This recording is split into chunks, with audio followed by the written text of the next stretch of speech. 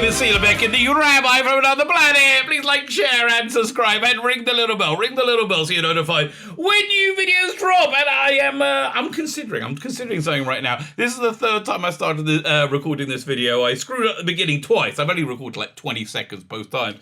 But you know, I figure I should try and instead. I normally just delete those things. I do them a lot. I should just like collect them and do a super cut of me screwing up, right? Like the end of the Cannonball Run.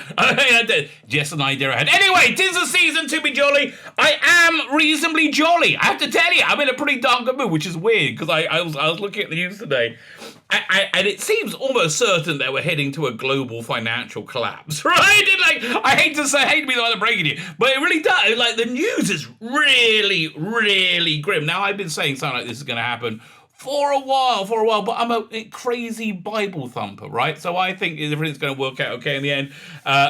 If you're not an arsehole, you might be in trouble. Anyway, but that's my wibbly wobbly worldview. Anyways, but I'm still in a good mood. Why am I in a good mood? Because the news for Doctor Who is pretty good. The news for Doctor Who is excellent. Now, yeah, for the last couple of years, the news of Doctor Who has been pretty bad, right? Generally speaking, it's been pretty bad. I want to say, make an aside and say, if you're somebody who likes the current era of Doctor Who, God bless you, and you have no idea how jealous I am of you, right? I give this, if you not new to my channel, you've heard this many times, but you always have new people. You always have new people show up. So I have to give this little introduction. I was totally on board for the Chibnall-Whittaker era. I was excited for it. I saw the first episode, went, well, I wasn't, no warning bells went off. I'm like, okay. You know, and for a lot of people that had them, but I was on board. It was only by about halfway through the season I went, oh, this is pretty bad. And then it just got increasingly bad. So I haven't had any good news to talk about for a long time. Just as a second aside, the reason I really don't like this era of Doctor Who, because I feel it's like the opposite of Doctor Who. I think Doctor Who needs to be a bit of iconoclastic, you know, got somebody who will not a conformist, but will always do what is right and what is moral, regardless of what society says, right? Well, I find this Doctor is the absolute opposite. She's one of the Twitterati, so it's like she can't think outside that bubble. She's not particularly kind. Oh God. And also, they always play her as a moron, which is just weird. Again, this isn't me writing it, right? This is Chris Chibnall writing it and Jodie Whittaker playing it. They normally play her like she's completely clueless, right? Or they play her like Gaz, like she's the bestest at everything, and yet you don't get that vibe from her at all. Yeah, this is not a diatribe about Jodie Whittaker, but honestly, I found her performance to be really lackluster. You know, she hasn't struck me as her performance having any authenticity whatsoever. You know, honestly, you know who I think should be the showrunner now for Doctor Who if they want to do a female Doctor who can really make it work? Louise Jameson, right? Louise Jameson. I'm listening to the second War Doctor Begins box set. And it's really Louise Jameson, okay? Leela, if you don't know that, Louise Jameson is directing it. She taught the guy, Jonathan Carey, who's playing John Hurt's Doctor, the War Doctor, how to act, right? She brings this incredible performances at everyone. Man, she is good. I'm telling you, I freaking love the work she does. And yeah, the reason I use the word authenticity, because I saw her being interviewed once talking about acting, and she's really, if you can find video of her actually talking about her craft, she is really smart, right? Really, really, really, really clever. And she's got this great, but you know, she uses this line about talking about, you know, it's got to have authenticity to it. And I think her portrayal of Leela, even though she was a savage woman from an alien planet, had authenticity to it. I think Tom Baker's performance had authenticity. I think everybody's played the Doctor, really. I think most people who have been in the show have been reasonably authentic. I believe they convinced themselves they were being the role that they're playing, except for Paul Darrow. Paul Darrow just convinced himself the role he was playing was Paul Darrow, right? And we love Paul Darrow for that. But and I just don't feel she's bought that at all. I don't think she believes in the role. I think she thinks of it as like, you know, this kiddie Teletubby thing. But again, if you're somebody who's liked it, freaking awesome. I'm absolutely happy for you. But I complained a lot for the last couple of years because I really I've dissected how bad I think it was going and how far off the rails and something incredible. I mean, again, if you like it, God bless you. But for me, The one constant of this era is Chris Chibnall has always exceeded my worst expectations of what he will do in terms of suck. Anyway, so we have good news. I think there's a lot of damn good news, stuff to be excited about. That we're going to talk about. Fine, about 5 minutes? How long have we been going? The reason I call this News Walk, this was supposed to be a quick segment, right? This was supposed to be like boom, boom, boom, in and out, right? I'm done, right? It's my version of Entebbe, But no, I waffle on forever. So I'm over 5 minutes in. I haven't said hello yet. Like, share, subscribe. Thank you very much. Could you do that? That'd be very good. Caesar's greetings, one and all. I've just started to get my decorations together. I'm going to put some more up today. It's a bit incongruous. I am a rabbi. Okay, I'm actually a real genuine rabbi.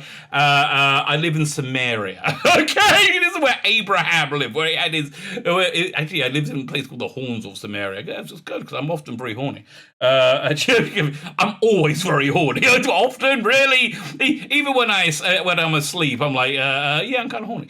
And, you would have thought as you get older, I'm over 50 now, I'm an old man, right? I'm over 50. I'm still freaking horny like a teenager. It never, ever went away. So don't believe anybody who says, oh, you'll mature out of that, because I bloody haven't. Anyway, as I say, like, share, subscribe. Thank you very much. I'm very appreciative for anybody who does that. I'm appreciative if you're watching, quite frankly. Like, share, subscribe. Comment. Let me know what you think. Because we've got quite a bit of news to get to. Most of it very, very good. But first, we're going to talk about the ratings, which I don't think are bad. Like, it doesn't matter. The ratings are bad. And something interesting has gone down, but the ratings are bad. I think, but it doesn't matter because this is kind of like a lame duck session of Doctor Who, where even the media, like the fan media, Screen Rant, Bleeding Cool, all these people who are really in the bag for Jodie Whittaker, really, really love this era. So they've all basically said, I can't stand it. Flux was awful, right? They've all read articles saying how much the Doctor Who Flux sucked. And frankly, from my perspective, that was the best they've done, the Chibnall Whittaker group. I mean, it's the absolute best they've done. And they're just being savage, right? Absolutely savage.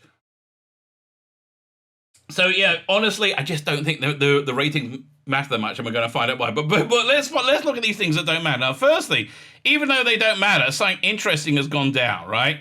They changed the way they're reporting the ratings. I wonder why that could be. They changed the way they're reporting ratings, and it's they're reporting them in a slightly kinder way. So we have season 5, the 4-screen rating. Now, 4-screen is it's basically, this is how it kind of works out. Overnight is people who watch it on TV overnight, and I think also the overnight iPlayer ratings get factored into that. I'm not sure, right? But then a week later they get the consolidated ratings. Everybody's watch it on catch up. All that stuff pretty interesting, right? However, iPlayer ratings utter bullshit as well, because they record a 2-minute view as a complete view, right? As a complete view. Why don't they should say the percentage of it that was watched is the percentage of a view that you get. And I'd love to see the ratings then. I think she's getting worse than Sylvester McCoy at his absolute lowest, right? I really, genuinely do. But anyway, so, the consolidated rating, a little bit of bullshit, really. Little bit of bullshit. But then you got the 4-screen, a plus 4-screen, which is if people watch it on a phone or a tablet. I'm like, really? I mean, I just assume that's the way most people watch it. Not that doesn't give it a big bump normally, right? But they the week 6 consolidated ratings was, I think, a day later coming out, and the plus 4-screen ratings was for episode 5 over a week late, right?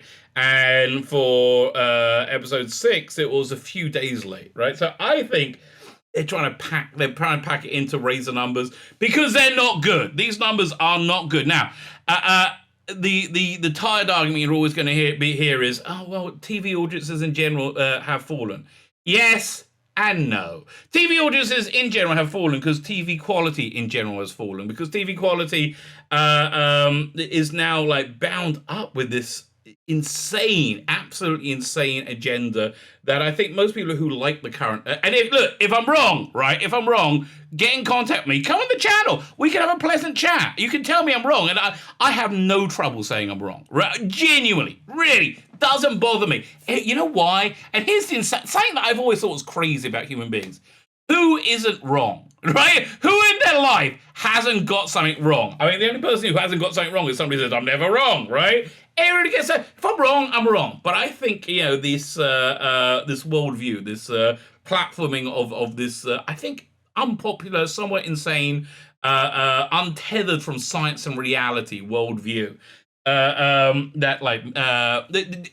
if you want to boil it down, the central core belief is that there is no masculinity, there is no femininity, and men and women are completely interchangeable. I just don't think that's true, right? I don't think. And if you're trans, God bless you as well. Yeah, okay, I got nothing against you, right? I'm saying I'm talking about for the vast majority of humanity, for the entirety of our species' existence. So that's kind of a broad brush, right, to paint with. But I just don't think masculinity and femininity is interchangeable. And I think there is I don't want to even call it feminist, because it's not. Because if you want to say feminism is the belief that all peoples are equal regardless of sex, I think we all agree on that, don't we? And anybody who doesn't agree on that is freaking weird, right? It's really weird. But yeah, so if that's what you want to call feminism, I'm a feminist, because we are all intrinsically equal. But I think we're also I don't think equality and sameness mean the same thing, right? I think we're unique. I think women are unique. Wait a minute. You know why I think women are unique? Because women are just better than men, generally speaking. I mean, let's be honest. Okay, if you're a lady, look in the mirror. Okay, you look better. You look a lot better than most men. You smell better. Oh my God, that's true. You look after you. You make yourselves look even better. Like, men normally don't put on makeup to put themselves up. It's like this is me after I've put myself together, right? My wife, after she put herself together, I would rather look at her. Quite frankly. Men and women are different. There's masculine energy and feminine energy. But I think that's the reason that most of TV has failed, right? That there's that they're coming from the premise that masculinity and femininity are social constructs. They're not real. And we got to reprogram society that everybody can be equal. And I just think everybody is equal, but different. Like how is equality not celebrating our differences? So I think that's really why most TV shows have failed. If you want to look at Star Trek or Star Wars or Doctor Who, all these things I think have been significantly EastEnders. I mean, just about everything in media is being based on this premise that we need to re-educate the public that men and women are interchangeable. That's really the bottom line. There's a lot more going on, but that I think and it's not true, right? It's not true. Now, do I think a woman can play Doctor Who? Yeah, actually, I still do, even though Jodie Whittaker has done a terrible job and Christian has done a terrible job, in my opinion, of putting them together. Like, do I still think work? Yeah. But I think you need to recognize it's a masculine role, right? Who was that I always thought would be great? She's in his Dark Materials. I first got to know from Luther. Not Rebecca Ferguson, who I don't think would be good as a doctor. Actually, who would be good? I'm doing a review of Ghostbusters Afterlife after this. Who would be really good? Carrie Coon. Okay, Carrie Coon is the absolute opposite of Jodie Whittaker. Both Jodie Whittaker and Carrie Coon mainly play Karen roles. They play wives, they play mothers. That's the kind of roles that because that's where they are in life. That's the most that's fine. So, but Carrie Coon is such a clever actress with so much authenticity coming through everything of it. If you haven't seen her, she was in, if you're a Doctor Who fan, check it. It's a bit weird. I loved it. I freaking loved it, but I'm like a Bible thumper god botherer. So that's why I liked it. This show called The Leftovers on HBO Max. She starred in that. She played Christopher Eccleston's sister.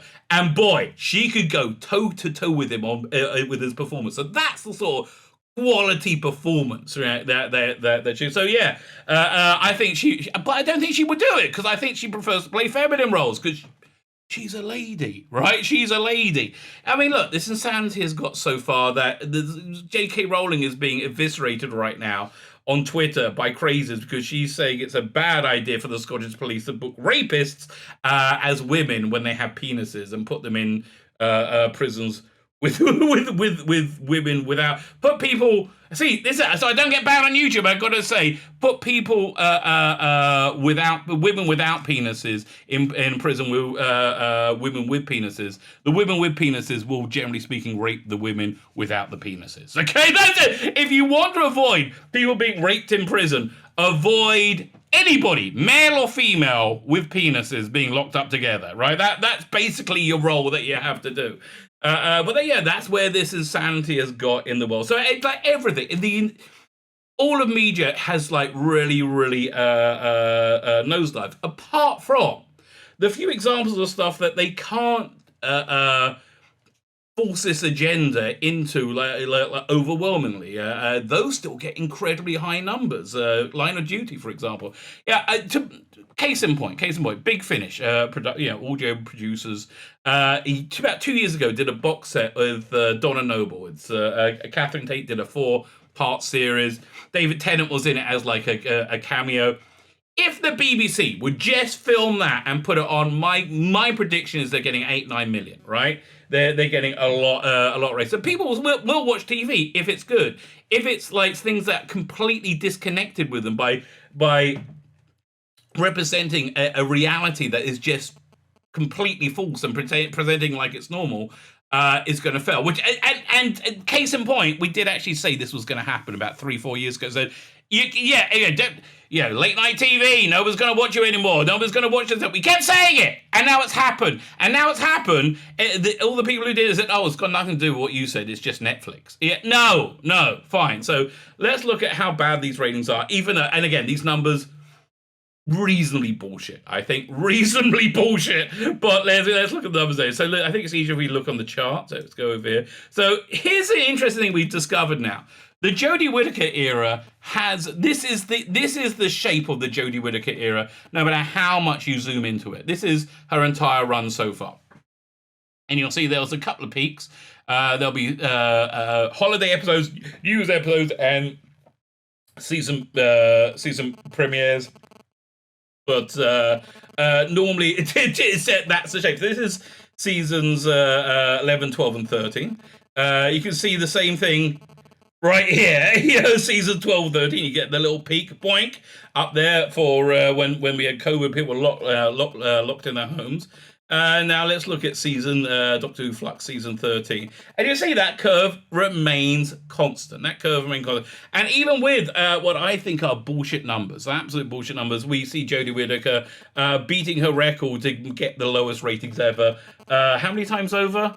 3 times over, right? 50% of this season got lower ratings than the lowest rated Doctor Who. Since Sylvester McCoy. And again, I'm calling bullshit. Okay, listen. Sylvester McCoy, smaller population, playing up against Coronation Street, not promoted, hated by BBC, and under budgeted, right? And it shouldn't have been there at all, right? And still, generally speaking, did better because I just think the quality was there. So that's the rating news. Didn't manage to get. Let's go back to the this so you can see the AI. They didn't manage to get over 80, which is like normally Doctor Who was unlikely to get under 85. It was normally getting consistently over 85. A score of 85 or over is normally considered excellent. 55 is terrible. But Capaldi years, I think it went under 80 twice. This whole season. So let's do the average, right? The average is, we'll do the math right here, 76 for episode 1, plus 77, plus 75. That didn't do so well. Plus 79, plus 77, and now I've gone back down again to 76 plus 76. Divide that into 6. Well, that can't be right. It said 396.6 there. Let's try it again.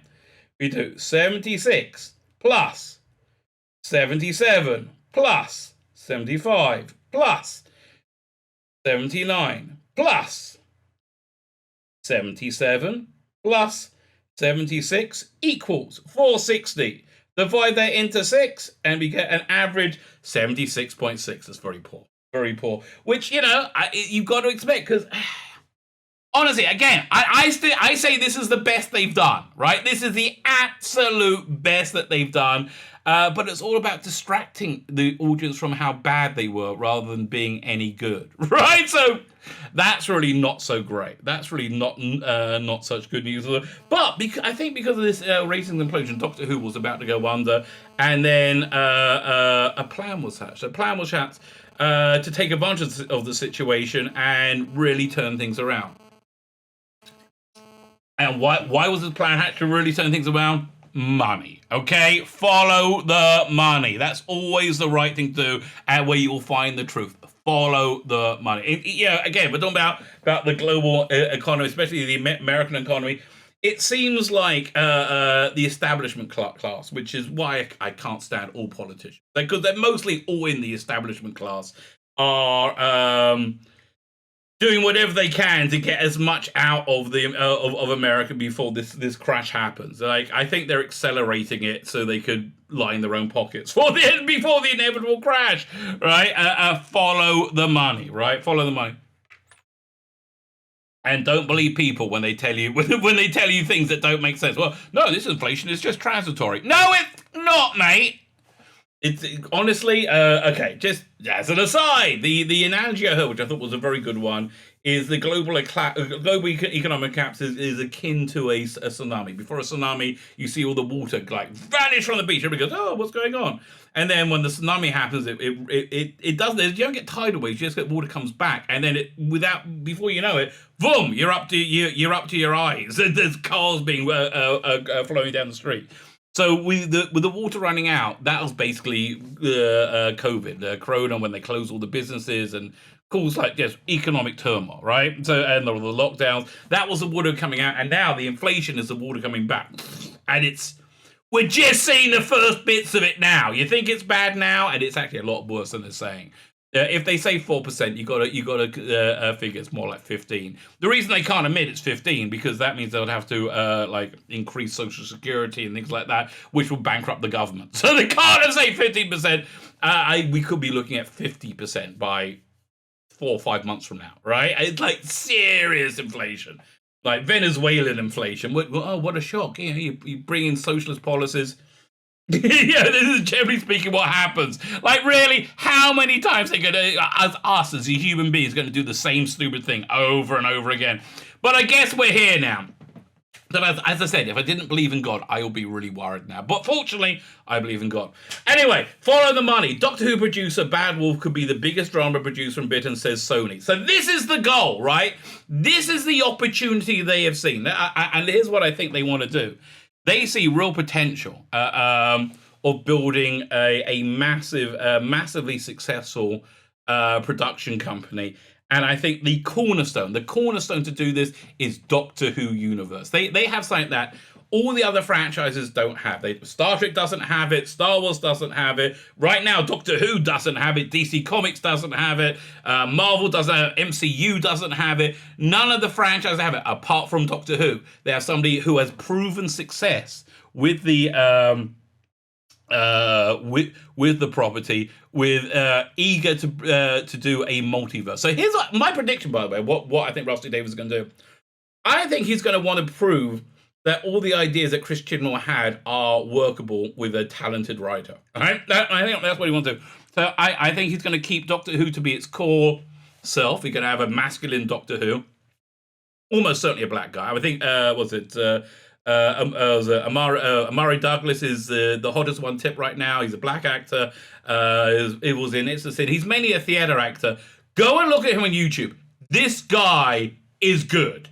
This guy can act. So he's a real actor. He's not his identity, right? I would say he's like Simon Callow. I only found out that Simon Callow was gay about 6 months ago. I follow Simon Callow his entire career. And you know what? It's right that I shouldn't know that what he likes to do in the bedroom.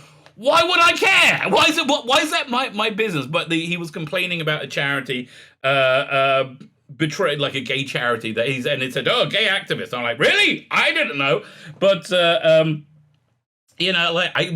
think Amari Douglas is like that. Yeah, he's a gay man. So's Tom Hardy. Would you say no to him as Doctor Who? Are you crazy? But he's not defined by his sexuality. Listen, I'm straight. I like to have sex with women. I do. It's something I really super, super enjoy. Now, I think I enjoy that more than almost I would enjoy that more than Doctor Who. And I enjoy Doctor Who a lot, right? A lot. I enjoy it more than cookies. And I'm talking even those gooey cookies, right? The gooey ones, fresh out the oven. Oh, my God, they're good. Actually, now I don't know. Okay, sex is about there with me. But anyway...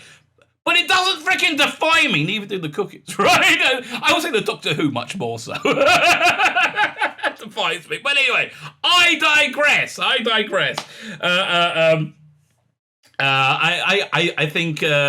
think he wants a black actor, maybe a gay man, somebody on the progressive stack, right? But he wants it someone that most of fandom won't mind. Like most people don't care if he's gay and black. I think most fandom, there are some who have been burnt beyond by the Chibnall era, and I think to a great extent the Moffat era before that. Even though I think Moffat's last season by far his best, absolutely his best. Capaldi's best, I should say. His best season was his first. Again, best Christmas special, Christmas Carol, right? Anyway, as I said, followed by. So I think he's going to make Doctor Who the cornerstone brand, much like he did the first time round. But I wouldn't be surprised if he has a Romana spin-off or some female Time Lord spin-off, and he will have more than one show going once again. Torchwood, Sarah Jane Adventures, Doctor Who. I think we're looking at something very, very, very similar, and I think it's going to be fan-frickin-tastic. But if they can pull that off. See, they have a top talent, which again, Star Trek doesn't have. They have Kurtzman, who is the Midas touch in reverse to everything he's touched. He's absolutely garbage. All he's good at is putting out content, even though the content is unwatchable garbage. I mean, just unwatchable garbage. I do reviews of Star Trek Discovery, right? And to get through it. This week, I got to do it in bits. I got to do it in like 10-minute segments to make my notes because it's too awful. I did half hour yesterday, and I wanted to shove my fist up my ass. By the time I was done, it was so bad. It's so bad. But it gets content on screen, which that's basically the goal, right there. Star Wars is devalued massively. Do you give a shit about Boba Fett coming out? I mean, I'm vaguely interested. But I'm less interested in that than I was in Caravan of Courage, okay? So, that's where we are, right, with Star Wars. And that's the Favreau Star Wars. But now we have a franchise that actually has somebody who knows and understands it and is passionate about it, absolutely passionate about it, has a track record of success. If they can pull this off, they can become the major drama producer in Europe, let alone the UK. So fine. Let's read this article. Doctor Who producer Bad Wolf could be the biggest drama producer in Britain, says Sony. That's 100% what they're going for. I think again, this is a conservative view of where they're headed. Sony Picture is now the majority stakeholder in the Cardiff-based maker of Doctor Who. Sony Pictures invested £50 million into the Welsh drama producer Bad Wolf, and I think a lot of that's going right into Russell T Davies' pocket. A fair amount's going into Jane Tranter and Julie Gardner as well. God bless them. Good luck to them, right? Good luck to them. What's really doing? In the hopes they're making the Doctor Who and his Dark Materials reach its zenith. Yes, you see. I've already read the article, so I was going to comment on it. Let me read the article first. Wayne Garvey, Sony's president of international production, recently revealed that its hopes for Bad Wolf could be the biggest drama producer in Britain and in Europe. Yeah, you go. That's it. Well, Europe is basically in flames, right? Isn't it? He said, "We have invested in a company that has not reached its zenith." Very important. They're investing on its future, right? On its futures. Future again. Follow the money. Futures is something important to understand. People will buy stock in something not for what they're producing now, but what they will produce a year from now, or 5 years from now, or 10 years from now. The futures, right? And normally futures, you get that in things like commodities, resources. This tin mine is going to mine that tin, right? Unless like weird happens, it's like that. You can guarantee that future, right? You're investing in future. Now you haven't been able to invest in futures in entertainment much, right? I think they did a little bit with Kurtzman and when Disney bought Star Wars, but boy, that's years ago. That's like ancient history in financial markets. He said we have invested in a company that has not reached its end yet, and we have a company called Left Bank Pictures who make The Crown. Yeah. That Left Bank Pictures is the model they're following, and they're following it much bigger this time, which you may have watched. Yes, I have. Crown's awesome, and which is Britain's biggest drama company. I didn't know that. And we built that together with the founders about over about 8 years or so. Yeah. We want to do the same with Bad Wolf. There's no reason Bad Wolf should not be or could not be the biggest drum producer in Britain and Europe. And that's our ambition. That ambition, the cornerstone of that ambition is Russell T. Davies, right? That is the cornerstone of that ambition. And I think it's a realizable ambition. He added the location of the Cardiff-based company was also key to its appeal for his investment perspectives. One of the things we found really attractive about Bad Wolf was the passion they had for Wales. Again, Russell E. Davies, Julie Gardner, Jane Tranter. This is what they developed with Doctor Who, right? The people in Wales and their commitment to Wales, right? It's very, very good to have a company that benefits its location.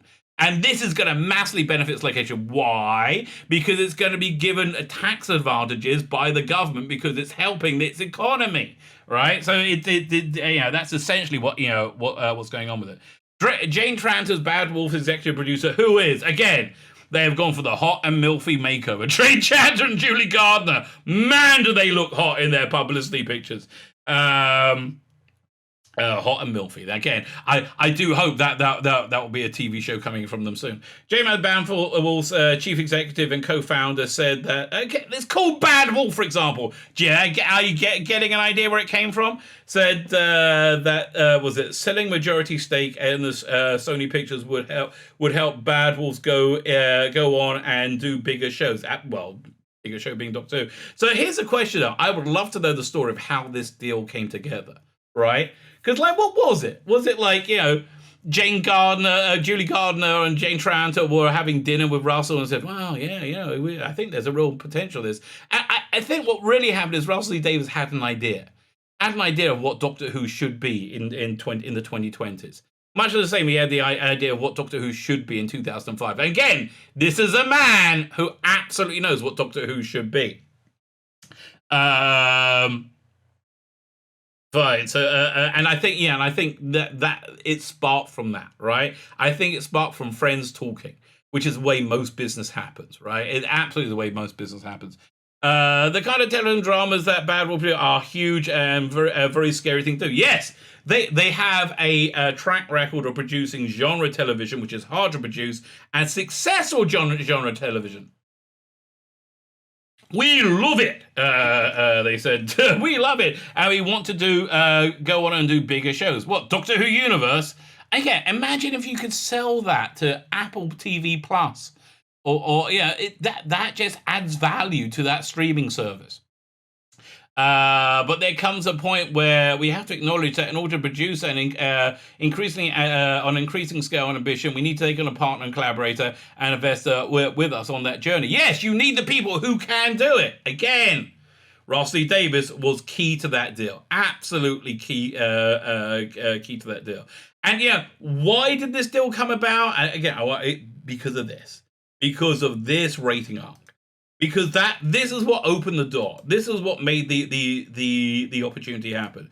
So let's round up by looking at this article from Screen Rant, okay, which is by Thomas Bacon. Now, Thomas Bacon is somebody who said the Jodie Whittaker era is the bestest ever, just the bestest ever. And again, I think a lot of people who really like this era have like are people who believe that women are a subjugated underclass in Western society, and they need to rise up and break that glass ceiling and show them that they're just as good as any stinky boy. You are as good as any boy. It just, and so they kind of overlook the unbelievably low quality of the Doctor Who they put out. Until it became, you can't ignore it. When again, why can't you ignore it? When the data looks like that, right? When the data looks like that, you can only say Netflix so often, before you look like a schmuck. So I want to hear what his insight is what Russell T Davies should do.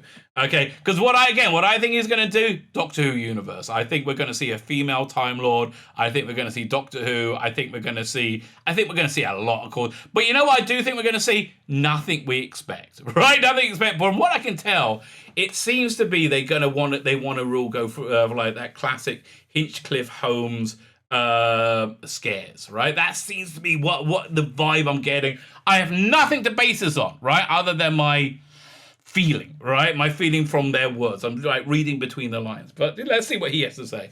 When Russell T Davies relaunched Doctor Who in 2005, he made key decisions that made the show a success, and Doctor Who Flux forgot about it. And again, you're the one who's been saying this is the bestest ever, right? Not just Screen Rant, this particular writer, Thomas Bacon. And I have to tell you, it's tragic to me that a man that shares the name with such a delicious meat that has been verboten for me for ever since I became religious when I was 19. I'm not sure. What do I miss more, bacon or shellfish? Bacon. Okay, bacon. I'll take the two together though. Okay, give the choice. I'll take the two together. Wait. Did I like bacon more than sex? No, cookers are still beat bacon. Okay, see, we just got to keep these things straight in our head. Doctor Who Flux, for all its ambition, it didn't have ambition, for God's sake. That wasn't ambition. Oh, God, they keep, it's like they kept saying Jodie Whittaker's portrayal of Doctor Who was hopeful. What does that even mean? Hopeful? And what? I know. Idiot, yeah, hopeful. I know what you're talking about. As a serialized stars, ultimately forgot what made Russell T Davies' relaunch so successful. It was good.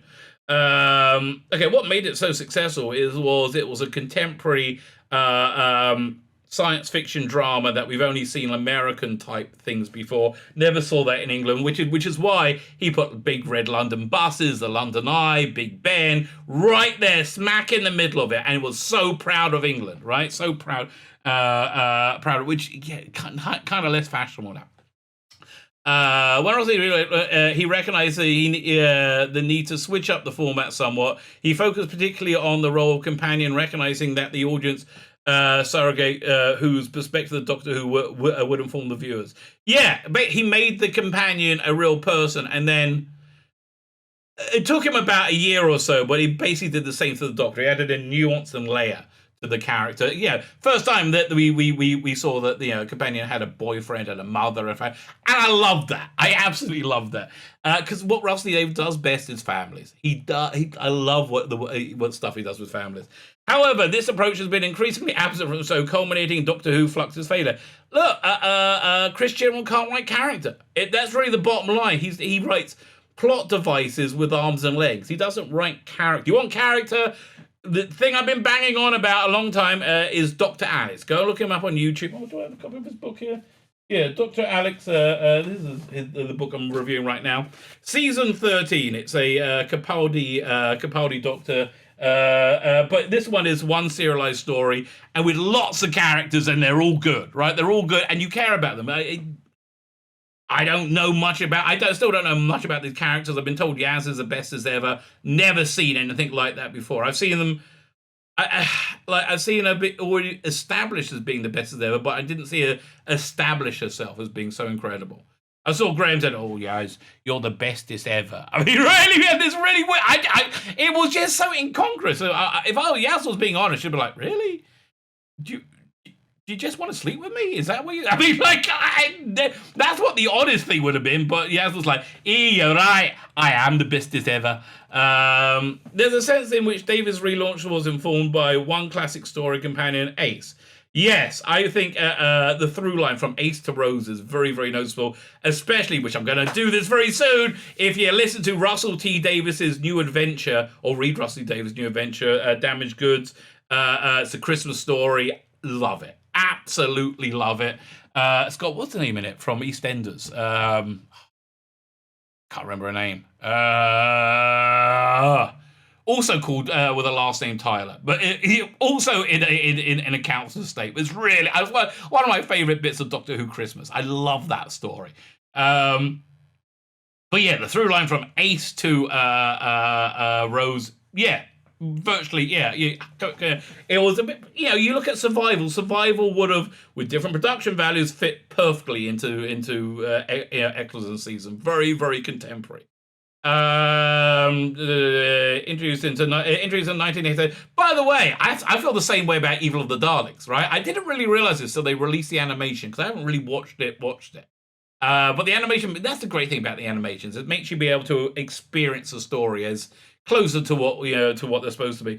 And it's a very Russell T. Davies-esque story. It starts off in contemporary London in the 60s before they time traveled, and you've got the companion central for the middle of the story, and then you have a big season finale on Skaro. It's a very Russell T. Davies story.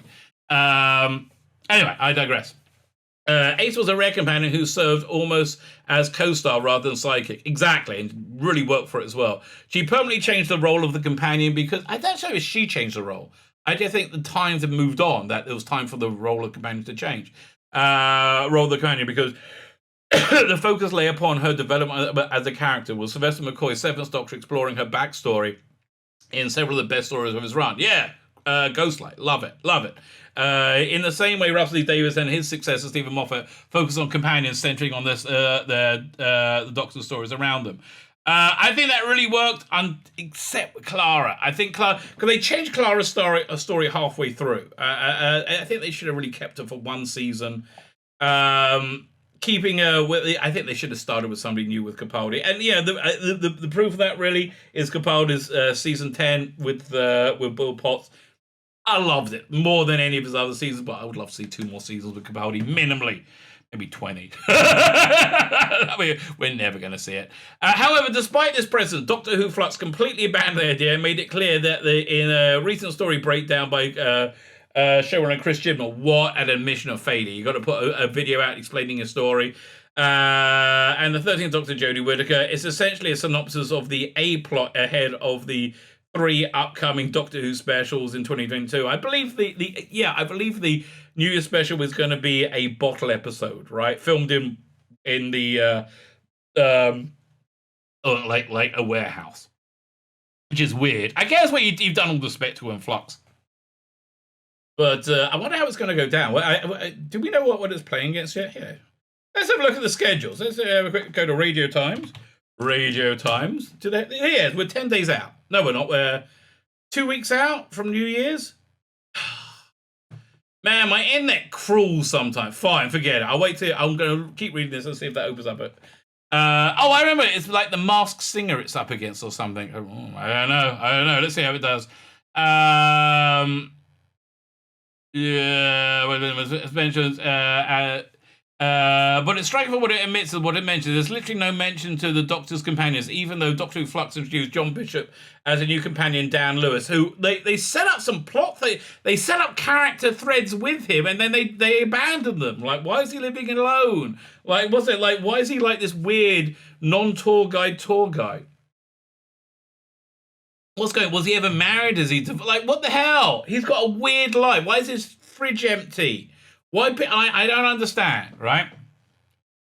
And therefore, almost inconsequential context of the narrative. Chibnall is an old-school Doctor Who fan. No, who grew up on classic Doctor Who. He grew up as a bit of an arsehole, from what I can tell. And I don't know, he seems to still be an arsehole, but people who know him say he's very nice. For his timeless child, retcon actually draws up an abandoned plan for the seventh. No! Seventh Doctor era. No, this is not the Cartmel master plan. No. He seems to connect so strongly to the Doctor that he views her as a viewpoint character. Well, he did make her a viewpoint character. Doctor Who Flux broke one of the cardinal rules of Doctor Who, the absolute cardinal rules of Doctor Who, by hearing the Doctor's internal monologue, and it just made the Doctor weaker and more arrogant and more crap. Many of the plots involve sending companions off on side plots, while the Doctor made all the big discoveries. That habit is noticeable even as best over the Future of Jadoon. I don't know how you call that a best episode of anything. It was garbage. Incredibly, there wasn't a single episode of Doctor Who Flux where the Doctor and her companions weren't separated as a result. The Doctor doesn't seem to have spent more than 5 minutes with Dad over the course of the story. Or that Vinda, right? Like, here, go look at that boy I just met. I mean, like, and what's the deal with Belle being pregnant and Vinda and like, I'm assuming they're going to be picked up in the later specials, right? They're going to continue the story. But I don't know. Do you know? Well, I guess we'll find out. Ironically, Chibnall's decision to focus on the Doctor and not the companions, or even her relationship with the companions, has a lot about Yasmin, right? Phasmin, right? They came as close to kissing without, which has really pissed off a lot of the fans of the era. I don't great problem with the Timeless Child retcon. The Doctor is not an audience surrogate. She's a quasi-immortal time traveler with a mind that's supposed to move faster than any human beings. Yeah. Although it seems that it moves a bit slower with Jodie Whittaker's Doctor. Viewers' inability to relate to the Doctor robs its story of its emotional impact. I don't know. I mean, do you remember? Okay. It's all about talent. Do you remember, I think, Partners in Crime? It was Tennant's third season. He's traveling on his own. He's investigating the adipose. He's in the TARDIS on his own. He's talking to himself, saying, oh, it's a bit of this. And then you pull out and he's alone.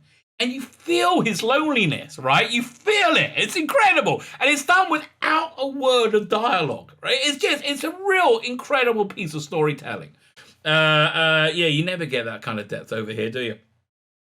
Jim would be wise to take notes from Davis and Moffat. What for? He's finished. Everything's in the can. Leave it alone. Reorganize the important companions and take care to craft a story that mattered to them, as well as the Doctor. Yeah, I would love to see what his next job's going to be. Him and Jodie. I think Jodie's more likely to get a next job than Chibnall. But Chibnall, if you don't have everything in the schedule, you might be in trouble, mate. You might be in trouble.